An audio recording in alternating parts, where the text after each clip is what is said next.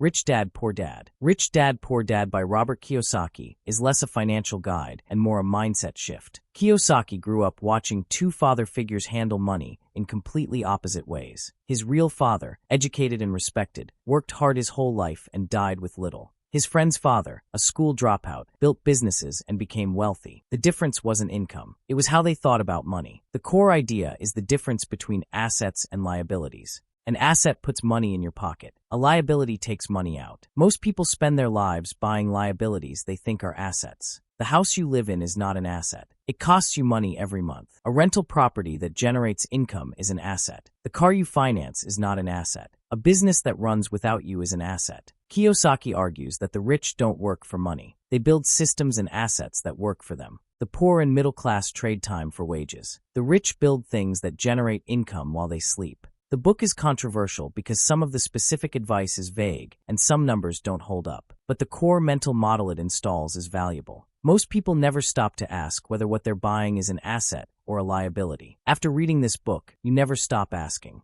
The Total Money Makeover. The Total Money Makeover by Dave Ramsey is built on one uncomfortable truth. Most people are broke not because they don't earn enough. They're broke because they have no plan. Ramsey doesn't talk about investing strategies or tax optimization. He talks about behavior, because the real problem with money isn't math. It's psychology. His system is called the baby steps. 7 sequential stages that take you from financial chaos to complete freedom. You don't do them all at once. You do them in order. Step 1 is a starter emergency fund of $1,000. Not because that's enough. It's not. But because having nothing means the first unexpected expense destroys everything else. Step 2 is the debt snowball. List every debt from smallest to largest. Pay minimum payments on everything. Throw every extra dollar at the smallest debt first. When it's gone, move to the next. The snowball builds momentum, not mathematically but psychologically. Crossing debts off a list feels like winning, and feeling like winning keeps you going. Step 3 is a fully funded emergency fund of 3 to 6 months of expenses. Now you have a real cushion. Steps 4 through 7 cover investing, paying off the house, and building wealth. Ramsey's system is not the most financially optimal approach, but that's not the point. The point is that it works for people who have never had a system. Simple, sequential, behavioral. The Total Money Makeover doesn't teach you how to get rich. It teaches you how to stop being your own worst financial enemy. The Psychology of Money. The Psychology of Money by Housel might be the most important finance book written in the last decade. Not because it gives you a system. It doesn't. But because it explains why smart people make terrible financial decisions and why financial success has less to do with knowledge than it does with behavior. Housel's central argument is that no one is crazy. Every financial decision you make is shaped by your personal history, your generation, your specific experience with money growing up. Someone who lived through a depression thinks about risk completely differently than someone who grew up in a bull market. Neither is wrong. Both are rational given what they experienced.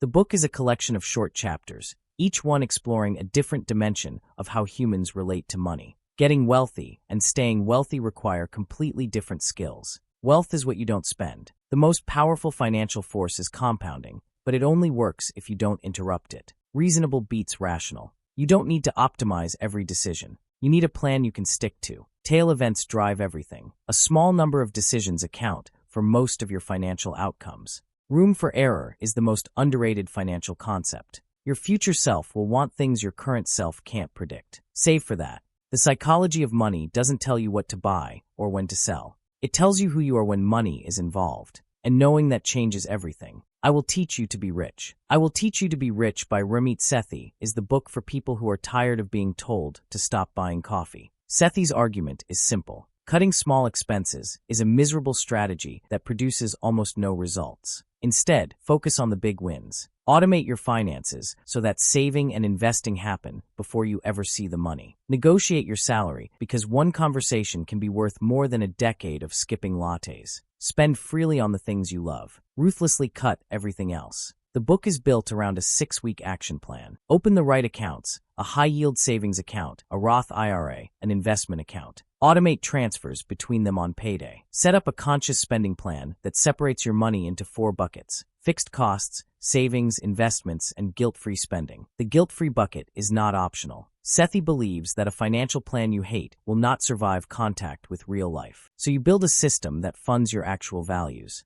Then you automate it and stop thinking about it. The book is irreverent, direct, and specifically aimed at people in their 20s and 30s who want to get their financial life together without becoming obsessed with frugality. The goal isn't to pinch every penny. The goal is to build a system that runs in the background while you live your life. The Millionaire Next Door. The Millionaire Next Door by Thomas Stanley and William Danko is based on decades of research into actual wealthy Americans. The findings are counterintuitive. Most millionaires don't drive luxury cars. They don't live in mansions. They don't wear expensive watches. They live in modest neighborhoods, drive used cars, and have been married to the same person for decades. The real millionaire next door looks nothing like the wealth you see on television. The book identifies two types of people: prodigious accumulators of wealth, who build significant net worth relative to their income, and under-accumulators of wealth, UAWs, who earn good money but spend most of it performing wealth rather than building it. The single biggest predictor of wealth is not income. It is the gap between what you earn and what you spend. A teacher who saves 40% of their salary will build more wealth over a lifetime than a doctor who spends 90% of theirs. The book destroys the most common excuse for not building wealth, that you need to earn more first. Most people who earn more simply spend more. The discipline to live below your means is available at any income level. Wealth is not about what you make. It is about what you keep. Your money or your life. Your Money or Your Life by Vicki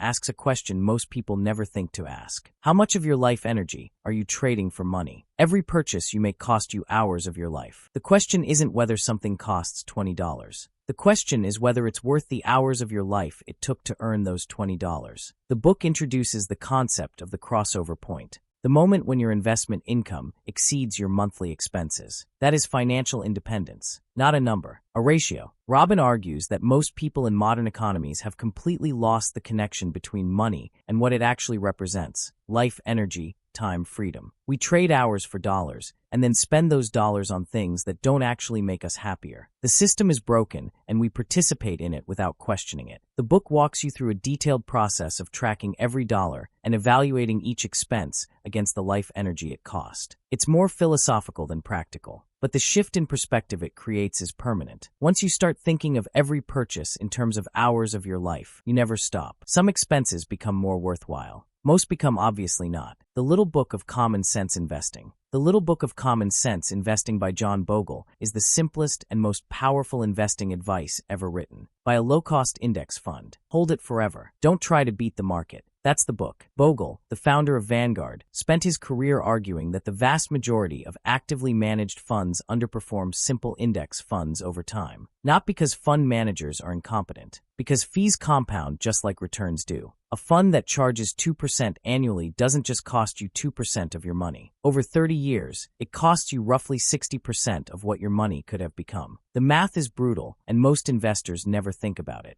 The alternative is a total stock market index fund with fees close to zero. You won't beat the market, but you won't underperform it either. And since most professional managers underperform the market over time, not losing is actually winning. Bogle's message is also a warning about the investing industry itself. The industry profits from complexity and activity. Every trade generates a fee. Every new fund generates a fee. The more you do, the more they earn. The less you do, the more you keep. Buy the whole market. Reinvest dividends. Wait, that is the entire strategy. It sounds too simple to work. That's exactly why most people don't do it.